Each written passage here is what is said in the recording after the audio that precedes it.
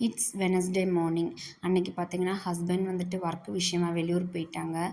So, எனக்கும் பையனுக்கும் மட்டும்தான் குக்கிங்கு. அதனால கொஞ்சம் பொறுமையா எழுந்துச்சு, டீ குடிச்சிட்டு அப்படியே ஸ்லோவா தான் போயிட்டுருந்துச்சு குக்கிங்கு. முன்னெல்லாம் பார்த்தீங்கன்னா, ஹஸ்பண்ட் இந்த மாரி வெளியூர் போயிட்டாங்கன்னா, எனக்கு மட்டும் தானேன்ட்டு இந்த மாரி ஃபுட்டெல்லாம் பெருசா சமைக்கிறதில்ல. சிம்பிளா அந்த பிரெட் ஆம்லெட்டு, நூடுல்ஸு அந்த மாதிரி போட்டு சாப்பிட்டு வேலைய முடிச்சிடுறது.